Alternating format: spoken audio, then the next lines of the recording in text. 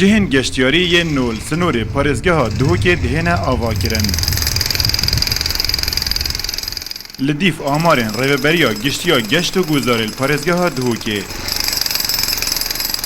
Rêja hatina geştyaran 25 sedê zêde bûye.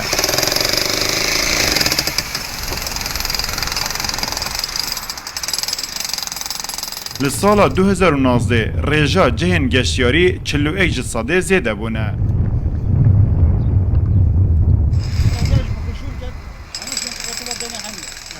بري قلي زويتها معروفة بسياحته وماجي دا صوبتي ما في مطعمات شكر خدي حسكت بون نزيكو دي بشول كافيت دي كافيتا كوري وعم داخوزش حكومات خود كان يعني بتر هوري كاربن ديال خلكه كي كو سياحته اكو بيش تخن او جيت هوري كاربن دا بيش بكافن وسياحته كردستان خركي عامة دا بيش بكافيت وجانجت واجد دي بشول كافن كنا بأفهم خلاص كان دي تقریبا ده 15 جحیلک لی شول که و 10-15 عائله پیب شول کردن پیب خدان کردن. گشتیار لورزین جدا جدا دهنه سنور پارێزgeha Duhokê lê daxwaziyên wan jî hene. صراحة بالنسبة لدهوك يعني من أجمل الأماكن. براستي دربارê Duhokê Duhok xweştirîn cihê Kurdistanê ye. Mirov li havînge û çiya û her cihekê wê xweşiyê dibîne. Reftara xelkê wê gelekî baş e. تعاملهم كلش حلو. نريد السياحة تتطور عندنا.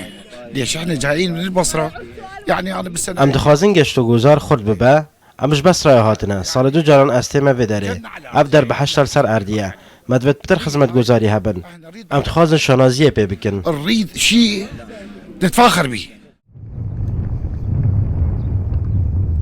Li sala 2019 hatina geştyaran bû parêzgeha Duhokê nimra pîvay tomar kir. Hefteş sedê ji geştyaran ji başûr û naverasta Iraqê bûn. Sih sedê ji Bakurê Kurdistanê bûn. Li gorî plana geştyarî li sala 2020 da ev rêje berev bilind bûne ye. سال به سال رژه هاتنا گشتیارم بو پارێزgeha Duhokê زیاتر لێتێت و ev çende jî vejandina kertê şû guzarê û bizava xurtkirina geştiyarî li parêzgeha Duhokê xurttir lêt ketin ji ber vê çendê roj bo rojê sermayedarên me hez dikin bingehên nû projeyên nû yên geştiyarî li parêzgeha Duhokê çêken û vekin.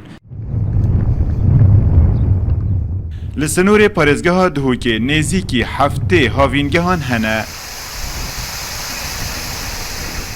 Lêlgorî plana saziyên geştyarî ji bilî werzê havînê wan li bere werzên dî jî rêja hatina geştyaran nedakevî. Rêja hatina geştyaran bû sînorê parêzgeha Duhokê li sala 2019 ji 9 milyon kesan derbas bû. Ev ê yekê jî gelek ji xelkî handan ku cihên nû yên geştyarî ava bikin. Da ku pitir kertê geştûguzarî bihête vejandin. Eyüp Nesirî Rodaw, Duhok.